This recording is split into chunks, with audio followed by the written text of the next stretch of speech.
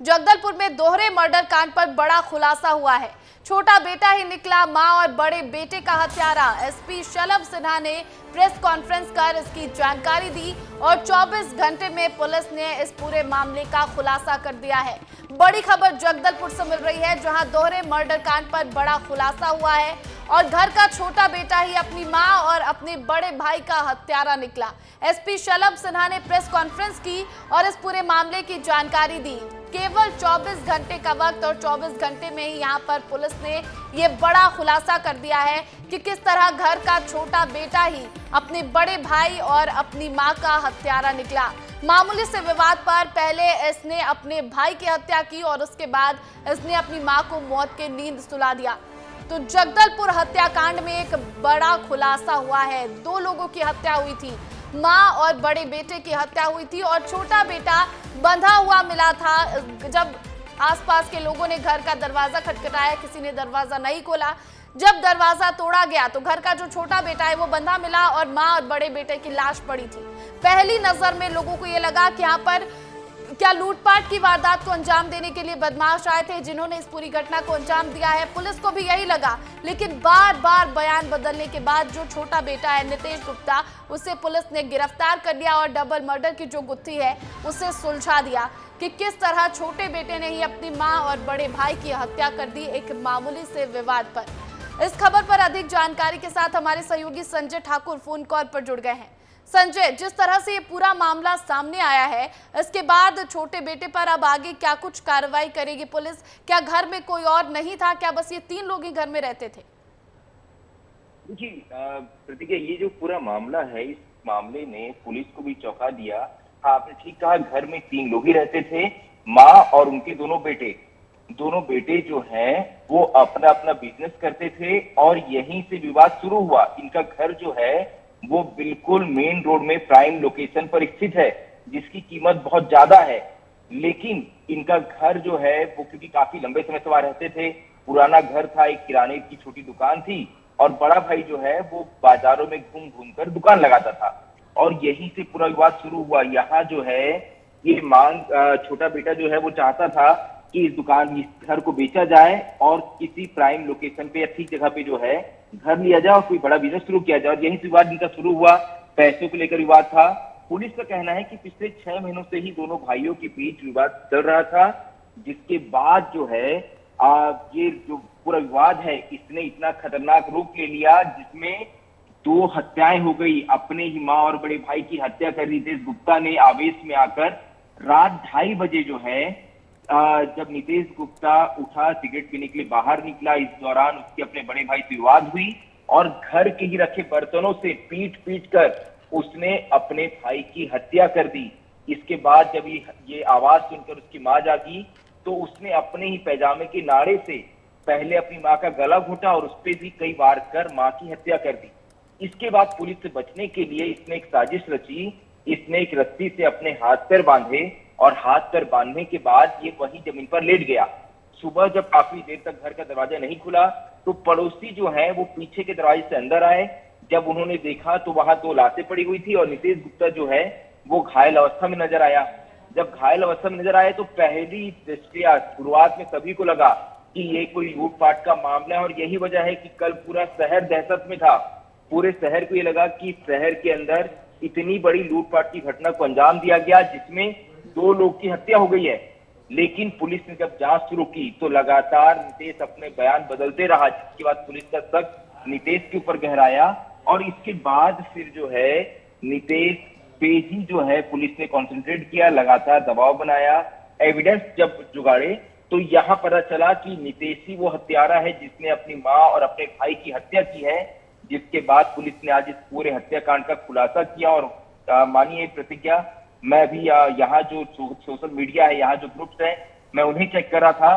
पूरा शहर इस घटना से स्तब्ध है। पूरा शहर जो है वो इस घटना को रिएक्ट कर रहा है कि कैसे बिल्कुल एक सही बेटे कह रहे हैं आप ने संजय कि इस तरह की अगर वारदात होती है तो लोग दहशत में आ जाते हैं कि क्या इस तरह जो गुंडागर्दी है वो बढ़ गई है। घर में जिस तरह लूटपाट की घटना के लिए लोग घुसकर ऐसे मार देते हैं, लेकिन जब ये मामले का खुलासा होता है और घर का छोटा बेटा ही कातिल मिलता है तो इस दौरान लोगों को बहुत आश्चर्य जरूर होता है। बहुत बहुत शुक्रिया संजय तमाम जानकारी के लिए आपका। आपको बड़ी खबर रायपुर से बता दें, जहां मितानिनों को सीएम विष्णुदेव साय की बड़ी सौगात मिलने वाली है। मितानिन प्रोत्साहन राशि सीधे बैंक खातों में ट्रांसफर की जाएगी। सीएम विष्णुदेव साय बटन दबाकर राशि स्थानांतरित करेंगे। बड़ी संख्या में प्रदेश भर से महिलाएं ऑडिटोरियम पहुंच चुकी हैं। 70,000 महिलाओं को राशि जारी की जाएगी। तो आपको बड़ी खबर, बड़ी जानकारी और छत्तीसगढ़ के मितानिनों के लिए एक बड़ी खुशखबरी, क्योंकि इन्हें बड़ी सौगात सीएम विष्णुदेव साय की तरफ से मिलने वाली है। मितानिन प्रोत्साहन राशि सीधे बैंक खाते में ट्रांसफर की जाएगी। सीएम विष्णुदेव साय बटन दबाकर राशि ट्रांसफर करेंगे। बड़ी संख्या में प्रदेश भर से महिलाएं ऑडिटोरियम पहुंच गई हैं। 70,000 महिलाओं को राशि जारी कर दिया जाएगा। इस कार्यक्रम को लेकर ये जो योजना है जिसका पैसा जो है ट्रांसफर किया जाएगा, कैबिनेट मंत्री श्याम बिहारी जायसवाल ने क्या कुछ कहा है आपको पहले वो सुना देते हैं। महतारी वंदन योजना के तर्ज पे मितानिनों को भी आज से राशि सीधे उनके बैंक खातों में मिलेगी। हमारे साथ स्वास्थ्य मंत्री श्याम बिहारी जायसवाल जी, उनसे बातचीत करते हैं किस तरह से रहने वाला है बड़ा कार्यक्रम राजधानी में आज। देखिए, हम जीरो टॉलरेंस की सरकार चलाना चाहते हैं और माननीय मुख्यमंत्री जी और माननीय प्रधानमंत्री जी की जो मंशा है कि हमारे देश और प्रदेश में महिलाओं को सशक्त करना है, इसलिए माननीय विष्णुदेव साय जी ने हमारे 70,000 से ऊपर जो मितानिन बहनें हैं उनके लिए चिंता करते हुए उनके खाते में राज्य से सीधे पैसा एक मुश्त उनके खाते में जाएगा और चारों प्रकार की राशि जो केंद्र का अंश है, राज्य का अंश है, उनके मानदेय हैं और प्रोत्साहन राशि है, ये सीधे इनके खाते में आज से जाएगा। और मितानिन बहनों के लिए हमने मितानिन पासबुक का भी निर्माण कराया है ताकि वो अपने मोबाइल से ही अपने खातों को देख सकेंगे कितनी राशि आई, कितना किस मद में आया, ये सब देख पाएंगे। महतारी वंदन योजना की बात की तो 70 लाख महिलाओं को मिलता है। मितानिनों की क्या संख्या रहेगी, कितनी राशि जाएगी? 70,000 से ऊपर मितानिन बहनें हैं और 90 करोड़ से ऊपर की राशि आज अंतरित करने वाले हैं। और एक तस्वीर मैं आपको पूरे ऑडिटोरियम की दिखा देता हूं।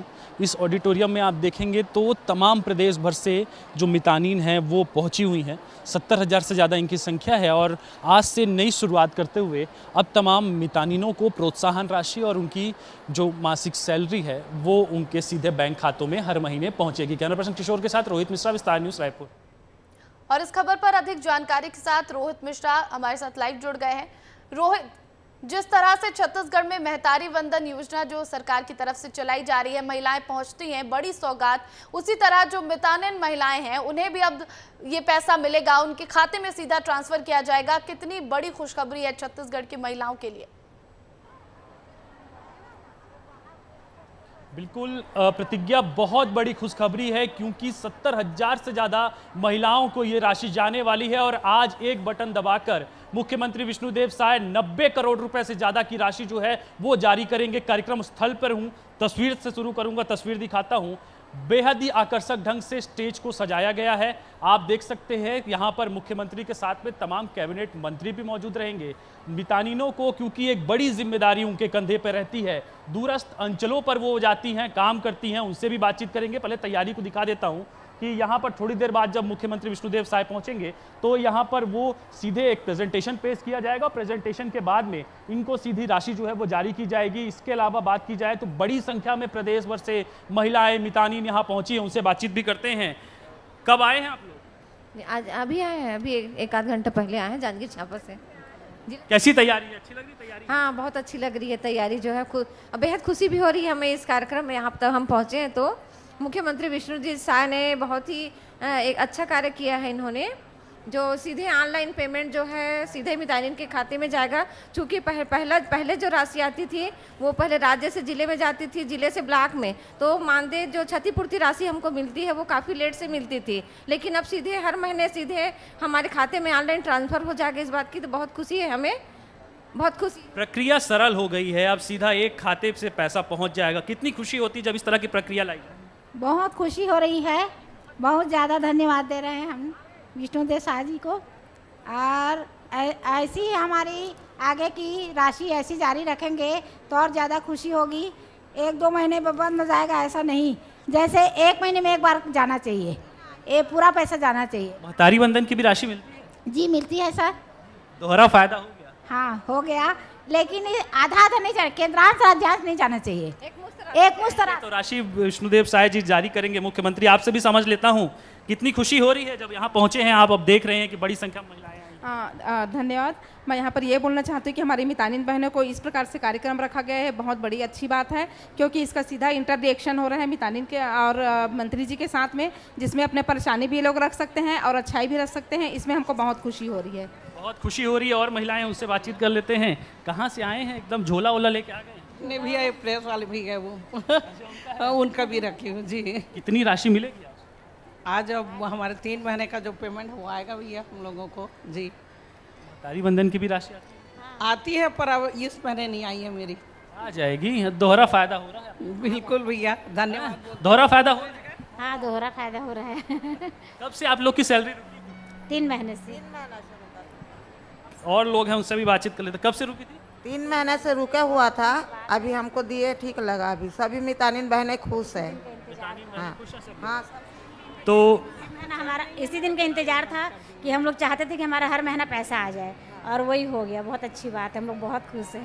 बिल्कुल देखिए, ये हंसी से समझिए कि कितनी खुशी मितानिन बहनों को हो रही होगी, बिल्कुल मितानिनों को हो रही होगी। और ये थोड़ी देर बाद बस इंतजार मुख्यमंत्री विष्णुदेव साय का है, और उनके यहाँ पहुँचने के बाद में 90 करोड़ रुपए से ज़्यादा की राशि सीधे बैंक खातों के माध्यम से महिलाओं के, मितानिनों के खाते में जाएगी। बिल्कुल दोहरा फायदा छत्तीसगढ़ की महिलाओं को, महतारी वंदन योजना और उसके बाद अब मितानिन की राशि इनको मिल रही है। आप सीएम विष्णुदेव साय की बात कर रहे थे, तो सीएम विष्णुदेव साय की सीधी तस्वीर आप लोगों को दिखा दें। 15 नए इंटरसेप्टर वाहन की सौगात यहाँ पर सीएम विष्णुदेव साय दे रहे हैं, और किस तरह से जो पुलिस प्रशासन है उसको सशक्त बनाने की तैयारी की जा रही है। 15 नए इंटरसेप्टर वाहन की सौगात दी जा रही है यहाँ पर। तो रायपुर से आपको ये सीधी तस्वीरें दिखा दे। सीएम विष्णुदेव साय इस कार्यक्रम में शामिल हैं। यहाँ पर 15 नए इंटरसेप्टर वाहन की सौगात पुलिस कर्मियों को दी जा रही है, और इस कार्यक्रम में सीएम डॉक्टर मोहन यादव यहाँ पर मौजूद हैं। और अब इसकी सौगात जो है, ये 15 नए इंटरसेप्टर वाहनों की सौगात जो है वो यहाँ पर दी जाएगी पुलिस कर्मियों को। तो सीएम विष्णुदेव साय यहाँ पर मंच पर मौजूद हैं। 15 नए इंटरसेप्टर वाहन की सौगात। तो लगातार जो साय सरकार है वो प्रदेश में किस तरह से सुरक्षा व्यवस्था हो, इसको लेकर लगातार काम कर रही है। इसको और अच्छे से बनाया जाए, अच्छे से जो सुरक्षा व्यवस्था है उसको दुरुस्त किया जाए, और इसी कड़ी में 15 नए इंटरसेप्टर वाहन जो पुलिस विभाग है उसको दिया जा रहा है। और यहाँ पर सीएम विष्णुदेव साय खुद यहाँ मंच पर मौजूद हैं और चाबी सौंपते हुए नजर आ रहे हैं। सीएम विष्णुदेव साय मंच पर मौजूद, और इसके बाद रायपुर में ऑडिटोरियम में पहुंचेंगे जहां पर मितानिन बहनें जो हैं उन्हें राशि ट्रांसफर करेंगे। तो देखिए, सीएम विष्णुदेव साय इस कार्यक्रम में मौजूद है। इंटरसेप्टर वाहनों का फ्लैग ऑफ कार्यक्रम रखा गया है, और 15 नए इंटरसेप्टर वाहन पुलिस विभाग को दिए जा रहे हैं। चाबी सौंपते हुए भी नजर आए सीएम विष्णुदेव साय। तो सीधी तस्वीरें रायपुर से, जहां पर सीएम विष्णुदेव साय मंच पर मौजूद हैं। इंटरसेप्टर वाहनों का फ्लैग ऑफ कार्यक्रम है ये। 15 नए इंटरसेप्टर वाहन। सोचिए, जो सुरक्षा व्यवस्था है उसको किस तरह से दुरुस्त करने की तैयारी यहाँ पर सरकार की तरफ से की जा रही है। साय सरकार की तरफ से विभागों के साथ समीक्षा बैठक भी करते हैं, और उसके बाद अब दुरुस्त करने की तैयारी भी यहाँ पर जो सुरक्षा व्यवस्था है उसको लेकर। अब आपको अगली तस्वीर दिखाते हैं डिप्टी सीएम राजेंद्र शुक्ल की। मध्य प्रदेश के डिप्टी सीएम हैं जो प्रेस कॉन्फ्रेंस करते हुए नजर आ रहे हैं। प्रदेश की राजधानी में आज की इस पत्रकार वार्ता में उपस्थित सभी सम्मानित पत्रकार बंधुओं का बहुत बहुत स्वागत है। देश में लंबे अंतराल के बाद किसी पार्टी की लगातार तीसरी बार सरकार बनी है, और मोदी जी के नेतृत्व में जिस प्रकार से उनको बहुमत मिला है, ये भारतीय जनता पार्टी की सरकार की और मोदी जी के नेतृत्व में देश में जो काम हुए हैं उस पे जनता का जो आशीर्वाद है वो हम सबको समझ में आता है। वहीं दूसरी ओर मध्य प्रदेश में जिस प्रकार का विधानसभा के चुनाव में जनादेश आया और फिर लोकसभा के चुनाव में 29 में से 29 सीटें, आप सबको याद होगा जब आप पूछते थे कि मध्य प्रदेश में कितनी सीटें आ रही हैं और हम लोग कहते थे कि 29 में 29 आएंगी, तो आप लोग भी भरोसा नहीं करते थे। लेकिन हम लोगों को इस बात का भरोसा था कि ज़मीन में जिस प्रकार से केंद्र सरकार की योजनाएं, राज्य सरकार की योजनाओं ने लोगों के दिल और दिमाग में सुशासन जो भारतीय जनता पार्टी का रहा है उससे जो एक विश्वास पैदा किया है, उससे निश्चित रूप से हम सबको आशीर्वाद मिलेगा। और विधानसभा में 163 सीटें और फिर लोकसभा में 29 में से 29 सीटें, ये दर्शाता है कि मध्य प्रदेश अब भारतीय जनता पार्टी का गढ़ बन चुका है। अभी मध्य प्रदेश की सरकार ने, डॉक्टर मोहन यादव जी की सरकार ने जो बजट प्रस्तुत किया और जो पारित हुआ है उसमें 3,65,000 करोड़ का बजट पिछले बजट से 16% ज़्यादा इस संकल्प के साथ पारित हुआ है कि आने वाले 5 वर्षों में हम मध्य प्रदेश की बजट की साइज को बढ़ाकर दोगुना करेंगे। खबर हरदा से है, जहां परिवहन मंत्री उदय प्रताप सिंह ने कृषि उपज मंडी परिसर में भारतीय किसान संघ के कार्यक्रम में शामिल हुए, जहां उन्होंने कहा कि प्रदेश सरकार किसानों की आय और कृषि उत्पादन बढ़ाने के लिए कृत संकल्पित है। उन्होंने कहा कि प्रधानमंत्री नरेंद्र मोदी और मुख्यमंत्री डॉक्टर मोहन यादव कृषि उत्पादन और किसानों की आय बढ़ाने के लिए लगातार प्रयास कर रहे हैं। उन्होंने ये भी कहा कि हरदा जिले में मूंग का सर्वाधिक उत्पादन हो रहा है। उन्होंने किसानों को इस अवसर पर मुख्यमंत्री डॉक्टर मोहन यादव की ओर से शुभकामनाएं दी। माननीय मुख्यमंत्री जी ने किसान संघ की मांगों पर आपसी विचार विमर्श के बाद ये सहमति तय की कि सरकार 8 क्विंटल प्रति हेक्टेयर के स्थान पर 12 क्विंटल प्रति हेक्टेयर मूंग खरीदी का काम करेगी। और जो एक दिन में किसान से 25 क्विंटल की कैपिंग थी उसको बढ़ाकर 40 क्विंटल प्रत्येक दिवस किसान से खरीदी का काम सरकार करेगी। अगली खबर ग्वालियर से है, जहां गुरुवार देर रात लगभग 1 बजे शाही ताजिया निकाली गई। सिंधिया राजघराने के महाराज और केंद्रीय मंत्री ज्योतिरादित्य सिंधिया के बेटे महाआर्यमन सिंधिया ने शाही ताजिया सेहराबंदी की। ग्वालियर राजघराने की राजशाही परंपरा के अनुसार महाराज बाड़ा गोरखी स्थित ताजिए पर यह सेहराबंदी की गई। तो देखिए, ग्वालियर से ये खबर आपको बता दें, जहां पर गुरुवार देर रात लगभग 1 बजे शाही ताजिया निकाली गई और सिंधिया राजघराने की ये परंपरा रही है कि इस ताजिया की सेहराबंदी जो है वो सिंधिया घराने का ही कोई सदस्य करता है। इस दौरान केंद्रीय मंत्री ज्योतिरादित्य सिंधिया के बेटे महाआर्यमन सिंधिया ने शाही ताजिया की सेहराबंदी की। ये हमारी परिवार की इतिहास है कि हम हर साल ये करते आ रहे हैं और वही इतिहास में आगे बढ़ाना चाहता हूँ। आज के दिन पे मैं सबको अपना प्यार और शुभकामनाएं देना चाहता हूँ। बहुत बहुत धन्यवाद। Thank you. खबर उज्जैन से है, जहां 2 दिन पहले 2 कार पर स्टंट करते युवकों का एक वीडियो वायरल हुआ था, जिसके बाद पुलिस ने चालानी कार्रवाई की। अब एक और वीडियो वायरल हुआ जिसमें उज्जैन देवास रोड पर एक कार की बोनट पर एक युवक हेलमेट पहनकर स्टंट करता हुआ नजर आ रहा है और कभी वो कार पर बैठता है, कभी लेट जाता है, इस तरह से स्टंट कर रहा है और कार तेज रफ्तार में चली जा रही है। जो बाइक सवार आसपास से गुजर रहे थे उन्होंने इसका वीडियो बना लिया और ये वीडियो अब सोशल मीडिया पर वायरल हो गया है। इसके बाद अब पुलिस का कहना है कि पुलिस अब इस मामले को संज्ञान में लेकर कार्रवाई कर रही है और जल्द ही इस गाड़ी चालक को पकड़ लिया जाएगा और गाड़ी जो है उसको भी जब्त कर ली जाएगी। तो देखिए, पुलिस लगातार इस तरह की जो खबरें आती हैं इस पर लगातार संज्ञान में लेते हुए कार्रवाई कर रही है।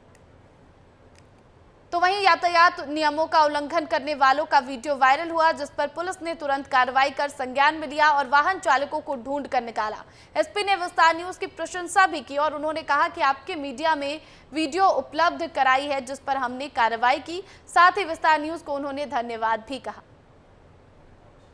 हमारे मीडिया के साथी जो काफ़ी सतर्क रहते हैं शहर की सुरक्षा को लेकर, उसमें विस्तार न्यूज़ के हमारे जो मीडिया करस्पॉन्डेंट्स हैं उन्होंने हमको 2 वीडियो उपलब्ध कराए थे, जिसमें उन्होंने कुछ लड़के अपनी गाड़ी के ऊपर सनरूफ को खोलकर सड़क पर बदमाशी कर रहे थे, जिसके संबंध में दोनों गाड़ियों को चिन्हित किया गया। दोनों को अभी थाने पे बुलाया भी गया है, दोनों के खिलाफ चालानी कार्रवाई भी की गई है, दोनों के परिजनों को समझाइश भी गई है। दोनों ने अपने सोशल मीडिया अकाउंट से माफ़ी मांगते हुए एक वीडियो भी जारी किया है कि भविष्य में इस तरह की गलती ना करेंगे। मैं हमारे मीडिया के साथियों को जो जागरूक हैं और इस तरह की चीज़ें हम लोगों को बताते हैं उनको धन्यवाद देता हूँ। उम्मीद करता हूँ भविष्य में भी इस तरह की सूचनाएं हमें देते रहेंगे। अगली खबर आपको मुरैना से बता दें, जहां चलती ट्रेन के नीचे आ गया युवक। आरपीएफ का आरक्षक युवक के लिए देवदूत बनकर सामने आया। आरक्षक जयदेव ने दौड़कर युवक को बाहर खींचा। तो मुरैना से आपको बड़ी खबर बता दें, मुरैना में चलती ट्रेन के नीचे युवक आ गया। आरपीएफ का जो आरक्षक वहां पर मौजूद था वो युवक के लिए देवदूत बनकर सामने आया और आरक्षक जयदेव ने दौड़कर युवक को बाहर खींचकर निकाल लिया और ऐसे में उसकी जान बच गई। तो मुरैना से आपको बड़ी खबर बता दें, आपको तस्वीरें दिखाते हैं। देखिए इस तरह से किस तरह वो जो युवक है वो दौड़कर ट्रेन में चढ़ने की कोशिश करता है और इस दौरान उसका पांव फिसल जाता है और तभी आरपीएफ का जो ये आरक्षक है वो यहाँ पहुंच जाता है और देवदूत बनकर पहुंचा, क्योंकि इसने इस लड़के की जान बचा ली। तो मुरैना से आपको ये खबर बता दें और तस्वीर देखिए, इस तरह की लापरवाही लोग अक्सर करते नजर आते हैं और हर बार आपकी जान बचाने के लिए कोई नहीं आएगा, ये आपको भी समझना है।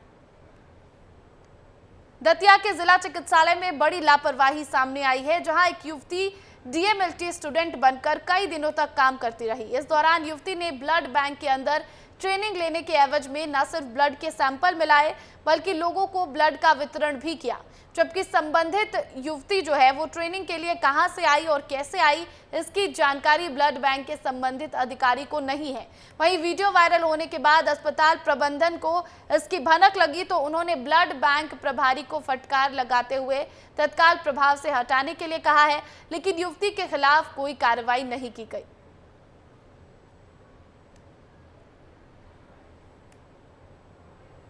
अगली खबर जांजगीर चांपा से आपको बता दें, जहां पुलिस ने गांजा तस्करी करने वाले आरोपियों को गिरफ्तार कर लिया है। पकड़े गए आरोपी के पास से पुलिस ने 4 किलो गांजा और एक बाइक जब्त की है। बड़ी बात यह है कि आरोपी सवारी बस में बैठकर गांजा की तस्करी कर रहे थे और ऐसे में पुलिस ने बड़ी कार्रवाई करते हुए इनको गिरफ्तार किया है और इनके पास से गांजा जब्त किया है।